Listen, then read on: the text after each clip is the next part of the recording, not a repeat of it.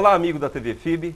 Seja bem-vindo ao programa Diálogos do Saber, uma parceria entre a FIB e o Observatório da Educação da Universidade de Franca, com apoio da CAPES, Obeduc e INEP. A proposta de nosso programa é levar a você, telespectador, temas da atualidade, temas de provocação social. Sempre trazemos aos nossos estúdios pesquisadores, professores, intelectuais, profissionais liberais de várias áreas. A proposta é discutir temas de relevância social, temas de grande importância e interesse das pessoas. Todos aqueles que aqui vêm têm um único objetivo: contribuir para a educação, para a cultura, para as artes. E é sobre isso hoje que iremos falar, sobre a arte e a literatura poética na obra de Luís Serguilha. Temos nos nossos estúdios o poeta português Luís Serguilha, autor de diversas obras poéticas, ensaísta, curador de arte e pensamento ibero-afro-americano, criador da estética do laarcismo, com textos traduzidos em várias línguas. Coordena uma coleção de poesia contemporânea brasileira na Universidade de Coimbra.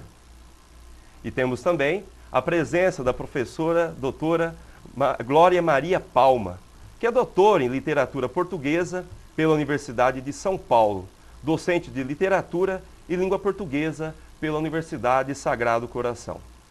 A literatura e a poesia são expressões genuínas do homem. Expressam, entre outras coisas, a subjetividade, a capacidade de o homem se ver e se sentir no mundo. A arte poética, durante muitos séculos, independente da política, da filosofia, da própria ciência, conseguiram antever ao homem espaços, movimentos. Luís, a sua poesia, ela é recheada de subjetividade. Gostaria de saber, de você, quais são os seus referenciais poéticos? Quais são as forças que afetam a sua poesia? Bem, é muito difícil focar e mencionar o ato criativo e o que acontece no ato escrevente. O que eu poderia dizer é que o poeta, né, funda-se, mistura-se, entrecruza-se com o mundo. Eu diria que há uma sismologia, né, contaminadora das forças da natureza, das forças cósmicas, essa força sismológica, e num ritmo interrogador que penetra no nosso corpo. E o nosso corpo transforma-se num dançarino cantante, num dançarino cósmico, por sua vez, ligado à impossibilidade. É por isso que nós escrevemos, porque estamos ligados à impossibilidade, estamos ligados ao grito, à fissura, ao desvio e ao desequilíbrio. E são essas forças imanentes, dançantes, essa fissura espectral, que arrasta todas as ciências, que arrasta todos os fenómenos da natureza, todas as artes, digamos, toda essa memória expansiva, esse som dinâmico do silêncio, num jogo de forças, de capturas e expansibilidades, para a possível construção do texto poético. Mas essa possível construção é sempre feita dentro de entrecruzamentos, da indecifrabilidade, por um lado, e também no fenómeno da indiscernabilidade. É impossível, é por isso que é impossível a classificação, é impossível a representação, é impossível, digamos, criar uma onda conceptualizadora sobre o ato criativo, e também é impossível nós escrevermos o ato criativo e explicarmos. Porquê? Porque este cântico órfico, este nomadismo acústico, que nos transforma num corpo de traçado de sombras, não é? Onde nos faz mergulhar na substância oculta do mundo, no desconhecido, aquilo que não existe. forças que capturam outras forças, que transformam outras forças num movimento estético, construindo uma espécie de migrações heterogéneas, não é? Esse labirinto mutante que procura sempre o ilimitado, o informulável e o insondável. No fundo, no fundo, a tentativa de explicar o poema ou dizer como é que o texto poético acontece é impossível e ainda bem que não é possível isso. Agora, que nós somos contaminados e vivemos num mundo de conexões, num mundo de acoplamentos, num mundo de uma certa cosmicidade feiticeira, mágica, onde a vertigem da construção poética está presente e constrói a possível, digamos, experiência estética do murmúrio poético do mundo. É esse murmúrio antiquíssimo que atravessa o texto, ou possível texto, e que se acopla, há um acoplamento ao nosso corpo, não é? E o nosso corpo faz sempre a experiência do grito. Essa experiência do grito que nos transforma numa voz de muitas vozes. Seja essas vozes que vêm da ciência, das artes, dos fenómenos da natureza, como eu falei anteriormente, mas é a voz da heterogeneidade, é a voz de um alfabeto agramatical, líquido, sem qualquer tipo de classificação, sem qualquer tipo de explicação. Quais autores você dialoga em sua poesia? Há algum autor que te influencia, um poeta, um filósofo? Com quem você consegue dialogar em sua poesia? Nós somos, como eu disse anteriormente, nós vivemos em processo de contaminação, em processo de contagem, em processo de acoplamento de forças. E essas forças, como eu disse, repito, tanto vêm dos fenómenos da natureza, da arte, como vem da potência de sensações que nós não conseguimos até descrever. Nós somos os meus textos poderão, isso é uma possibilidade, aglomerar e absorver todo esse fenómeno de leituras e de releitura e até das escritas, não é? Que eu faço de outros poetas. Mas estes poetas que quando falo de poetas já em si, são poetas que eu procuro que me projetem as esfinges, né? Os enigmas, a interrogação movente. Os poetas dos ecos fratais, os poetas da violência do inacabado.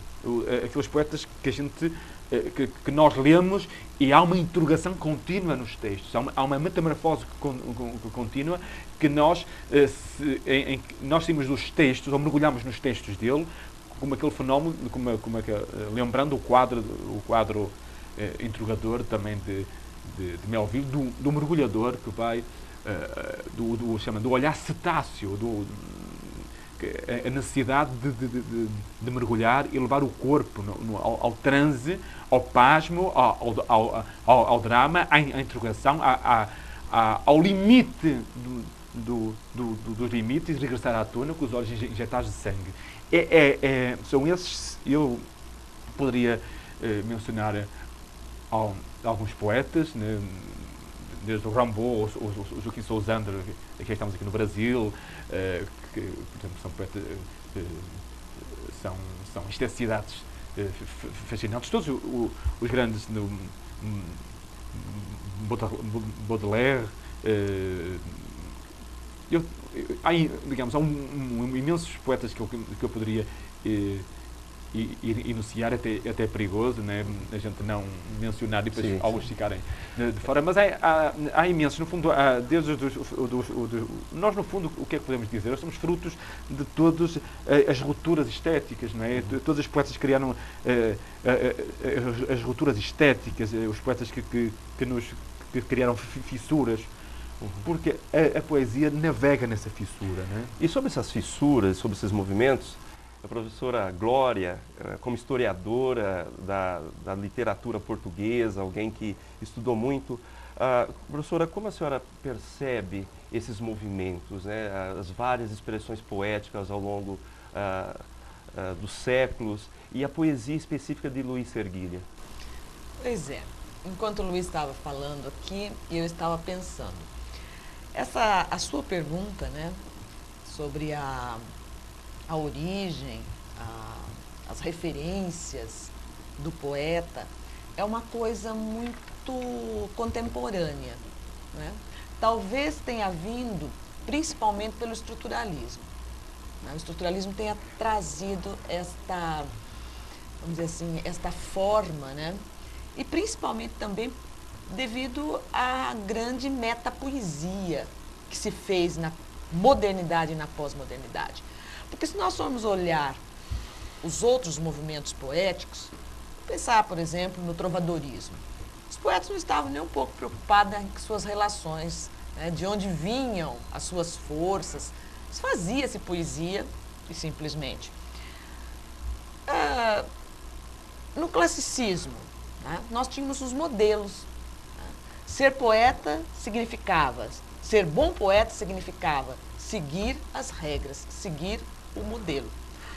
A partir daí, né, nós vamos ter no barroco e no arcadismo uma retomada, né, do clássico, e com o advento da burguesia e da produção cultural burguesa, nós vamos ter o romantismo e o realismo, né, que vai realmente mudar o eixo das coisas, vai trazer uma nova visão. Mas também, né, ninguém está muito preocupado em de onde que a coisa vem, né? Como que nós vamos construir, a partir de que voz eu construo a minha voz. Eu acho que esta questão, né, que você coloca, quais são as vozes que vão constituir a minha voz, é uma questão muito estrutural, é uma questão da modernidade e da pós-modernidade, né? Principalmente porque a poesia começa a interrogar-se, né? Aí você tem talvez tenha uma linha assim dos poetas malditos, como disse o Luiz aí, Baudelaire, né? Valéry, Mallarmé, depois lá vem Fernando Pessoa, vem todos esses poetas, e nós aqui, Drummond, né? Esses poetas que se interrogam e interrogam as suas vozes. Quem são as vozes? E aí nós temos o grande Bakhtin, né? Que vai fazer todo esse tratado das vozes e responder mais ou menos como o Luiz respondeu. O poeta é um entrecruzar de todas essas vozes, né? E ele é um ser histórico, né, como quis o Sartre, ele é um ser de ruptura, ele é um ser de fissura, ele é um ser que procura um discurso adâmico, o primeiro, e eu acho que é por aí que vai. Realmente é um discurso fértil esse que envolve a literatura e a poesia, mas nós vamos para um breve intervalo e voltamos daqui a pouco com Luiz Serguilha e Glória Maria Palma discutindo poesia e literatura. Não saia daí.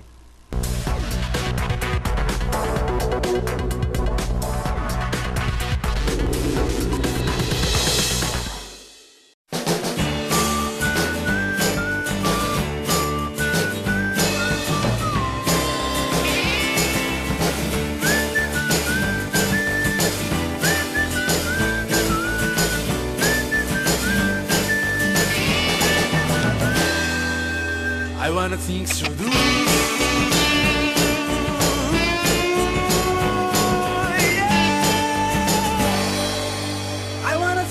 the I'm on the road, and doesn't matter what they say, I never go astray. Pós-FIB, um futuro brilhante logo à frente.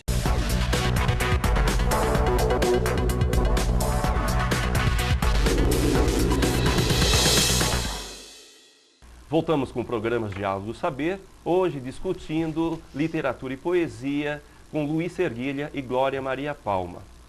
No bloco anterior, discutimos justamente a questão do estruturalismo e as influências que a poesia sofre e também as nomenclaturas, como a professora mesmo disse, a partir do finalzinho do século XIX, início do século XX, com todo o movimento positivista, depois as escolas, seja o estruturalismo, o próprio existencialismo, classificaram, criaram ou tentaram criar catalogações para os movimentos, né?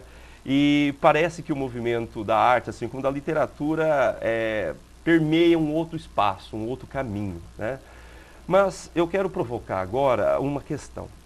A nossa sociedade atual, como todos sabem, é uma sociedade de consumo, né? A cultura de massa que é produzida e espalhada para a população é uma cultura que não exige muita elaboração. Alfredo Bose, em um artigo chamado Plural, mas não caótico, já alerta sobre esse perigo, né? Tudo que é produzido pela indústria de massa tem que ser muito rápido, consumido muito rápido, porque os bens simbólicos, eles se movimentam justamente assim, né? Então, áreas do pensar, como por exemplo a filosofia, a literatura, a própria poesia, exigem o tempo da elaboração. Tem que beber nas vanguardas, mas também nas tradições.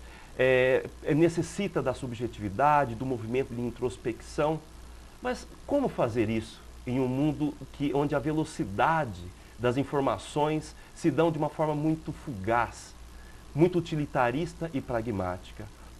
Luiz Serguilha, como que fica a produção poética nesse mundo tão acelerado? A poesia, o texto poético, como uma epifania de todas as correntezas de vida e da vida, como um animal cantante, dançante do inexplicável, da interrogação, e como disse, é sobretudo uma correnteza de sensações. E como é que a correnteza de sensações luta sempre contra qualquer tipo de poder? O texto poético não está ao serviço de qualquer ordem estadística, cívica ou política. E é por isso que ele é indefinido. E a indefinição, o inexplicável, a interrogação e a fissura vai de contra a homogeneização do pensamento. Vai contra o monoteísmo, vai contra, digamos, o senso comum. É por isso que a poesia não permite opiniões, ou classificações, ou comentários. A sua heterogeneidade, o seu corpo errante, dançante, interrogativo, que se intersecciona com as rupturas do mundo, constroem essa força estética,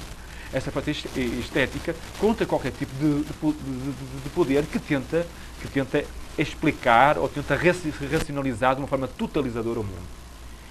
E é essa correnteza que eu acho que a poesia sempre aconteceu ao longo, desde o grito digamos, da visão secreta, do olhar mais primitivo que nos acompanha até agora, não é? Portanto, esse epicentro da experiência estética do mundo será uma das formas, essa singularidade de emancipar-nos, de emancipar a vida, de criar a transformação anatómica do nosso corpo em interrogador, sem estar submisso a qualquer conceito ou a qualquer explicação ou a qualquer mercado. Porque vivemos num mundo em que o pensamento está submisso ao mercado, tentar mercantilizar o pensamento, a linguagem, e tem sido, digamos, construíram, digamos, uma onda de fragilização do pensamento. E a poesia, no fundo, apropria-se das vozes dançantes, né, selváticas, de todas as artes, de todas as ciências, e uma espécie de força acoupladora, que vai retraçar os nossos corpos, que vai retraçar o nosso pensamento como experiência, buscando sempre o inacessível.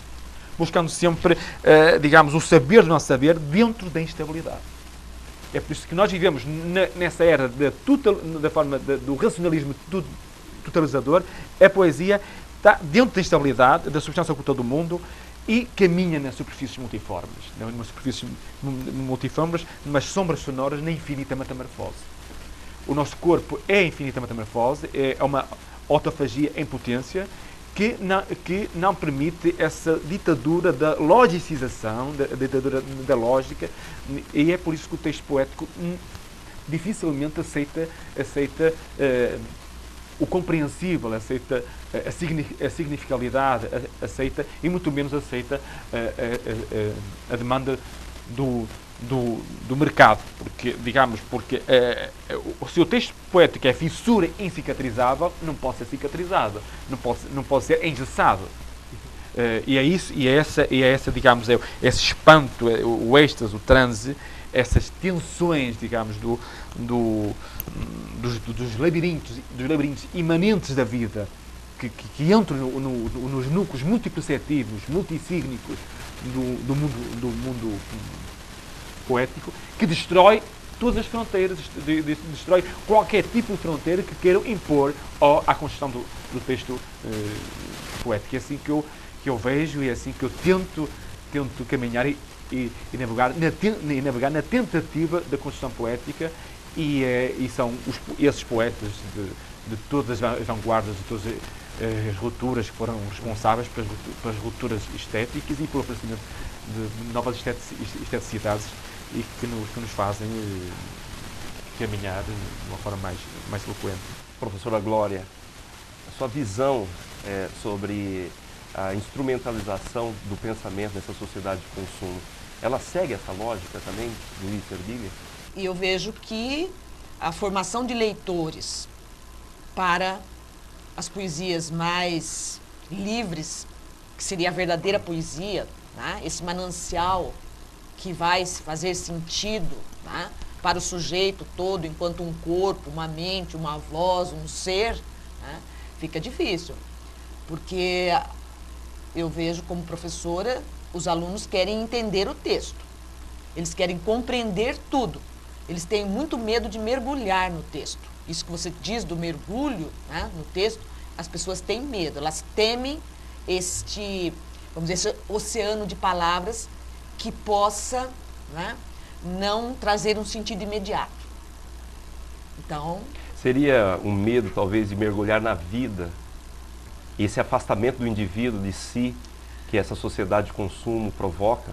Eu acho que a sociedade contemporânea, né, é uma sociedade da segurança. As pessoas querem estar seguras.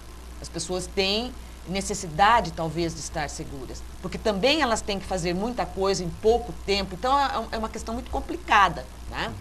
E chegar logo num resultado, né? Como se poesia fosse como bula de remédio, né? Receituário médico, resultado de exames. Exatamente. Né? As pessoas querem o resultado em si. E elas ficam muito angustiadas. E não é mentira delas. Elas não estão fingindo, porque eu convivo com alunos, mas esse texto quer dizer o quê, professor? Eu não entendi, eu quero entender. Né? Quando eles entendem, eles sossegam. Eu acho que a poesia do Luiz e alguns textos do Guimarães Rosa levam a essa angústia, né, da instabilidade, de não conseguir compreender no momento. As pessoas querem, né? Eu acho que todas as mídias, né? Todas as mídias são um pouco a resposta para isso também, né? Porque tudo tem que ser perfeito, tem que falar perfeitamente, tem que ter a perfeição para o entendimento. Eu quero ler um trecho da poesia do Luiz Erguilha, quero comentar esse trecho. Diz ele: a poesia sobrevém da exaltação do mundo, descaracterizando geografias em curto-circuito, em desequilíbrio, em múltiplos devires, um reavivamento dos abalos da experiência labiríntica, dos espelhos de infinitas imagens expansivas, zonas de movimento hieroglíficos, onde as expressões em erosão são montadas, desmontadas e dissolvidas com as cartografias do desejo da leitura, releitura e desleituras, como feixes de forças e renascimentos incessantes. Luiz Erguilha, aqui Gilles Deleuze, Félix Guattari, que são os filósofos da diferença, os pensadores da diferença, parece que essa filosofia da suspeita, ela migra para o seu pensamento e para a sua poesia. Quando eu falo que a sua poesia é uma poesia de movimento, eu estou falando justamente que ela é uma poesia feita por zonas de intensidades, né? Que nós entendemos isso como ela não tem um centro, ela é acentrada. É um movimento onde várias regiões podem ser excitadas e, ao mesmo tempo, elas se movem, elas podem mudar para um outro tipo de movimento. Assim como a existência humana, que ela não é fixa, ela não é rígida, ela não é fechada. Seria isto? Eu não sei. Mas focou aí num ponto, focou aí em várias imagens que eu acho que são bastante reflexivas, que é essa dança do vazio, não é? Esses planos moventes, esses acoplamentos de sombras, digamos, o visível da sombra, não é? O corpo-mundo na experiência do devir mundo, ou da experiência do devir, mas onde a incompletude está permanente. Digamos, é um murmúrio escrevente.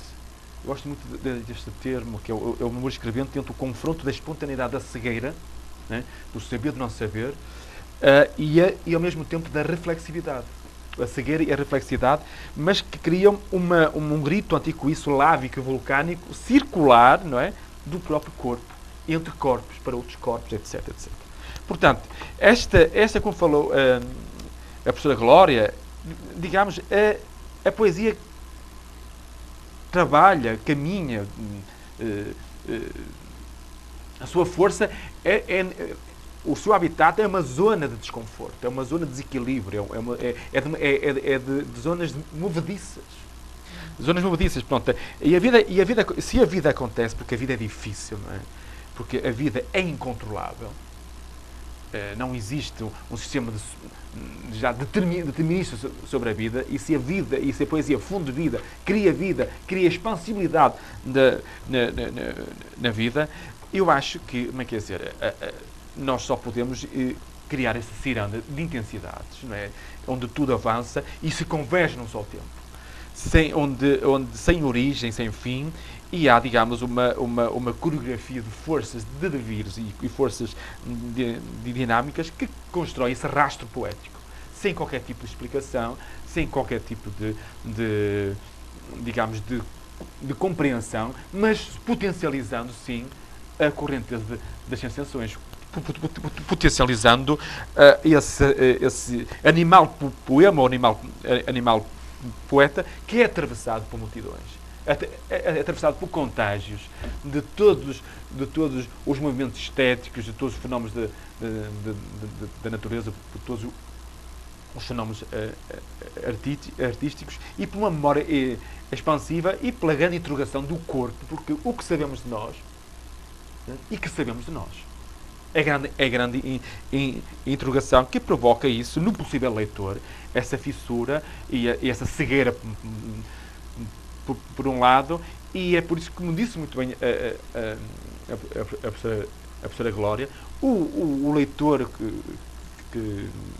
a sorte de nós termos esse leitor é esse leitor que destrói o próprio texto e, sobretudo, que destrói o autor e que recria com aquela escultura mágica em efervescência, em planos moventes, que é o próprio texto poético, recria outro texto e retransforma esse texto através do seu corpo leitor, seu corpo reescrevente, que faz uma leitura ou desleitura ou reescritura.